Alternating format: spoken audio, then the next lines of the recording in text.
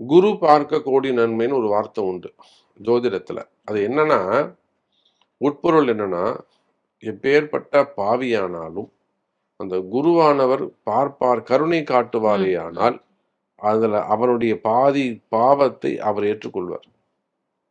அதுதான் குரு. அவன் ம், என்ன ம், தப்பு பண்ணியிருந்தாலும், ம், அந்த தப்புல மேக்ஸிமம் அவர் எடுத்துப்பார்.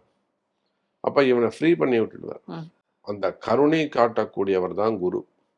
அப்போ திருச்செந்தூர் கடற்கரையில தான் முருகப்பெருமான் கருணையை காட்டி, ம், அவன் அவ்வளோ அயோக்கியத்தனம் பண்ணியிருந்தாலும், அவ்வளோ ஒரு கெடுதல்கள் செய்திருந்தாலும், எவ்வளோ குற்றவாளியாக இருந்தாலும், அவருடைய ஆணவத்தை அழித்து, நீ ம், சிவாய நம்ம சொன்ன ம், நமச்சிவாய சொல்லி நீ தப்பு பண்ணக்கூடாது. நீ ம், கிளம்பு. இங்க இருக்க உனக்கு வழி கிடையாது. நீ ம், கிளம்பிடு.